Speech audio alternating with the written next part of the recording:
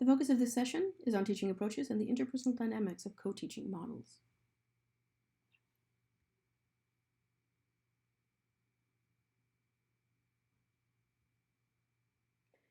In 2018, the Chronicle of Higher Education compiled a series of reflections from professors on the moment that changed the way I teach, which described epiphanies, both big and small, that fundamentally altered how each saw their content, students, institutions, and their own educator identities. Since I read this, I have increasingly sought to prompt similar discussions in our trainings because I believe that before we can discuss best practices for content, we have to understand what motivates us in the work we do and what we are trying to accomplish. I want to begin with Rita Pearson's TED Talk, Every Kid Needs a Champion. And in this talk, she gets to the heart of what it means to make a difference as an educator. I have spent my entire life either at the schoolhouse, on the way to the schoolhouse, or talking about what happens in the schoolhouse. Both my parents were educators.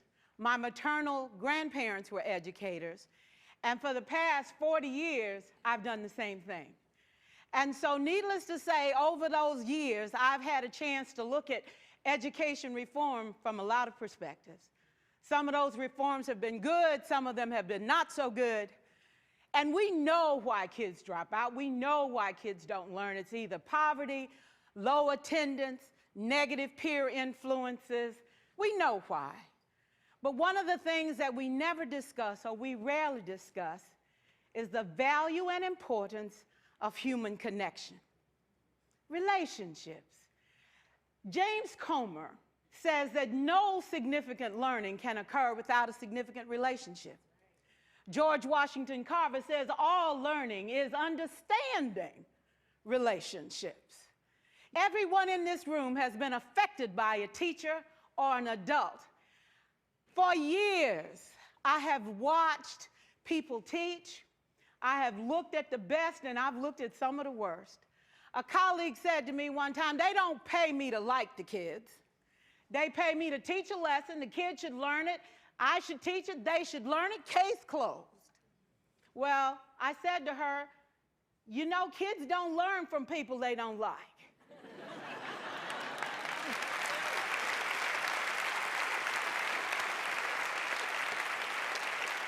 She said, that's just a bunch of hooey. And I said to her, well, your year is going to be long and arduous, dear. Needless to say, it was. Some people think that you can either have it in you to build a relationship or you don't. I think Stephen Covey had the right idea. He said you ought to just throw in a few simple things, like seeking first to understand as opposed to being understood. Simple things like apologizing. You ever thought about that? Tell a kid you're sorry, they're in shock. I taught a lesson once on ratios. I'm not real good with math, but I was working on it. And I got back and looked at that teacher edition. I taught the whole lesson wrong. So I came back to class the next day and I said, look, guys, I need to apologize. I taught the whole lesson wrong. I'm so sorry. They said, that's okay, Miss Pearson. You were so excited. We just let you go.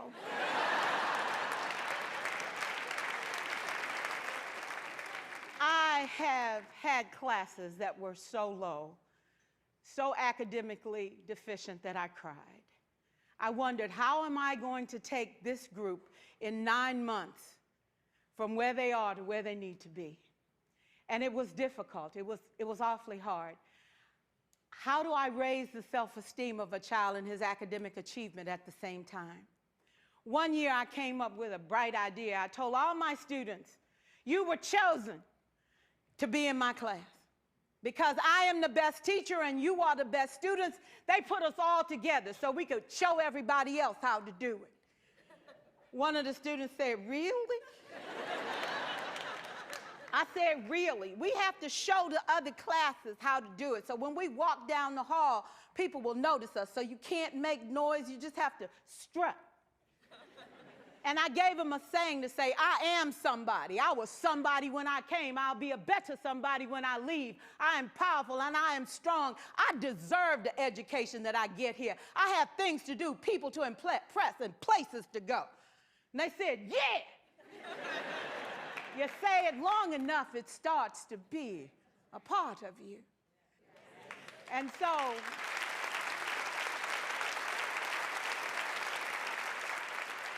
I gave a quiz, 20 questions. Student missed 18. I put a +2 on this paper and a big smiley face. He said, Miss Pearson, is this an F? I said, yes. He said, then why'd you put a smiley face? I said, because you on the roll. You got 2 right, you didn't miss them all. I said, and when we review this, won't you do better? He said, yes, ma'am, I can do better. You see, -18 sucks all the life out of you. +2 said, I ain't all bad.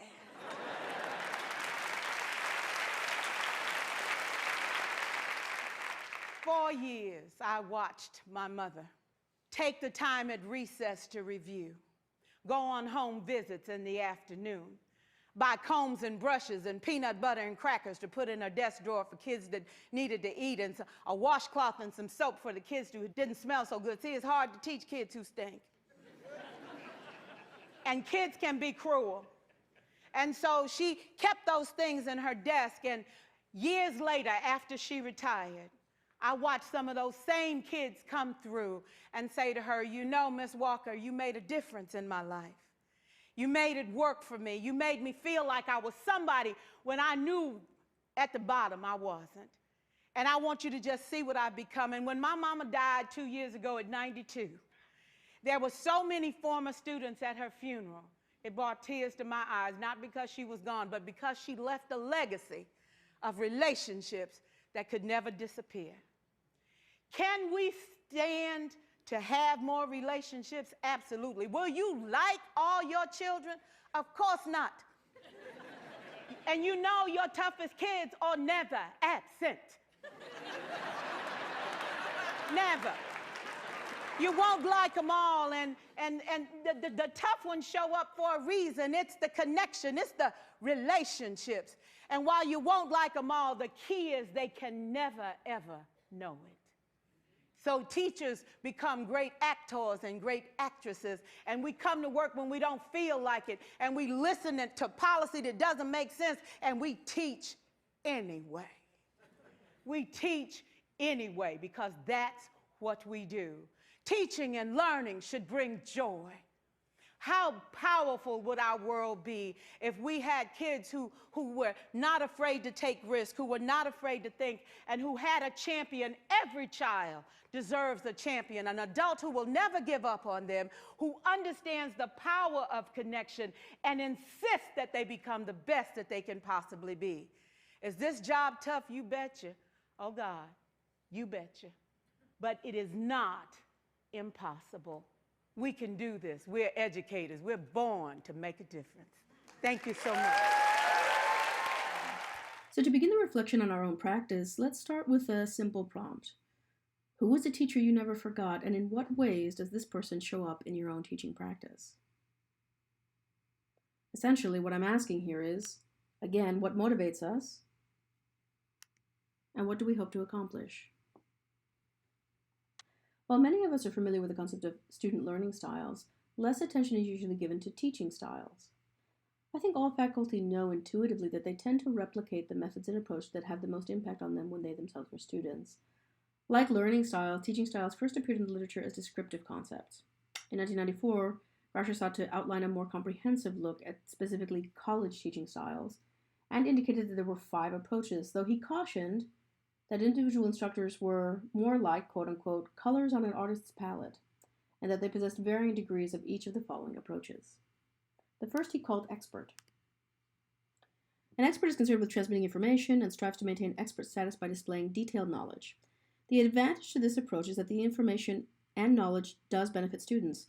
The disadvantage is that the style may intimidate inexperienced students who cannot get a clear picture, oftentimes, of the underlying thought process that leads the instructor to the conclusions. The next is formal authority. Formal authority is concerned with the correct, acceptable, and standard way of doing things, establishing learning goals, giving positive and negative feedback, and enforcing standard rules of conduct. The advantage here is that there are always clear expectations for students. The disadvantage is that this rigid approach can, at times, lead to standardized ways of managing students and also student concerns. The next is personal model. This instructor teaches by personal example, overseeing, guiding, and directing students by showing them how to do things. The advantage is that the hands-on approach allows students to emulate after observation. The disadvantage is that there's an emphasis on my way is the best way, which leads students who take a unique approach to feel inadequate or mistaken. The facilitator emphasizes the personal nature of teacher-student interactions and guides students through questioning, suggesting alternatives, and developing criteria for decision-making. The advantage here is personal flexibility, which allows for a focus on the student needs, goals, and is highly personalized. The disadvantage is that this is time consuming for the instructor and it can be ineffective if not used in a positive and affirmative manner. The final style is delegator.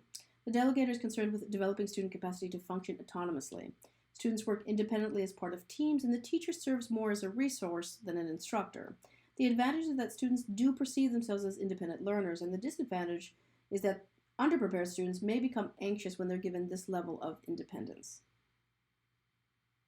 Again, it is important to think about which of these styles we are blending when we focus on curriculum design and delivery of content.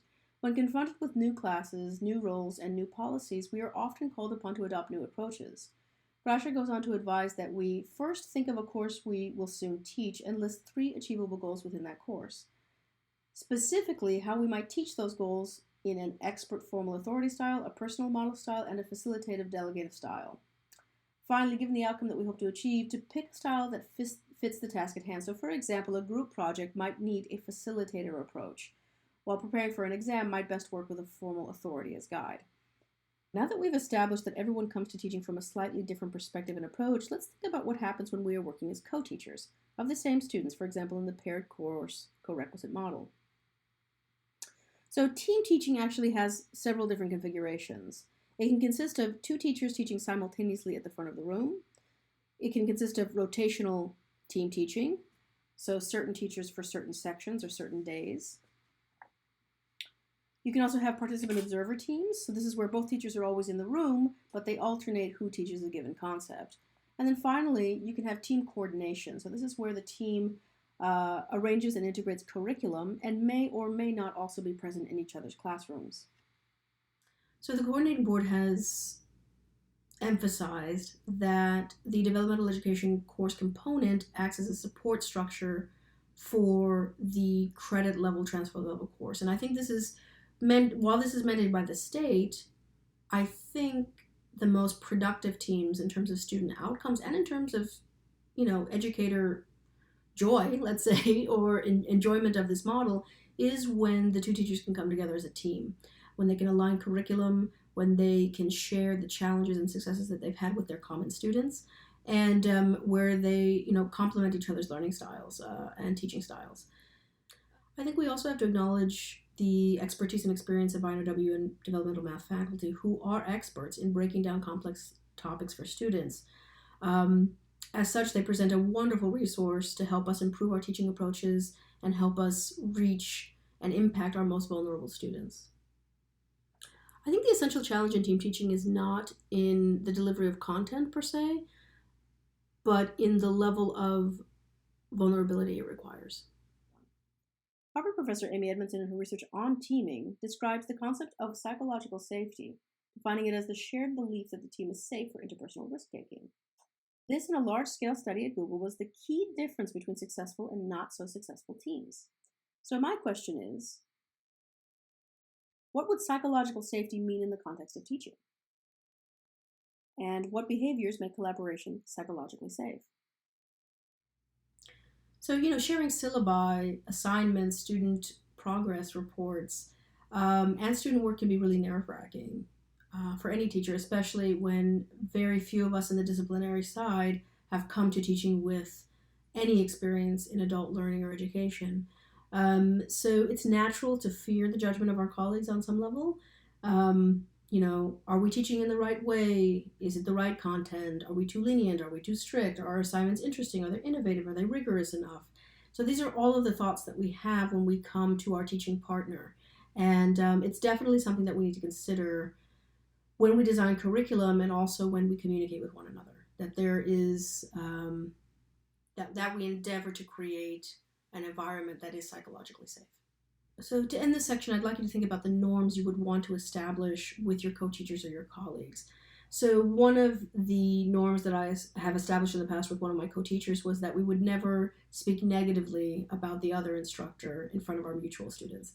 So not just about the instructor, but about their approach or their curriculum or what they're assigning. And that was a really wonderful norm to establish because it sort of, again, created that safety in the co-teaching pair that we respect each other and each other's professionalism in such a way that the students would see that it would be modeled to them, and that they would know that we were on the same team together. We also agreed to share each other's Blackboard shells and to come together once a week, either by phone or text or in person or Zoom, to share student progress and to make sure that, and oftentimes we found that the students who were doing poorly in one class were also doing poorly in the other class, and so we could then start to think about interventions. And that's a really productive way to approach the work. So essentially, what are your non-negotiables? For the session reflection, I've got 2 stems for you. I think unpacking your previous experience can be really helpful. So the first is my previous experience of team teaching has been, and in order to facilitate collaboration and partnership, I need. And this is where you would outline those norms.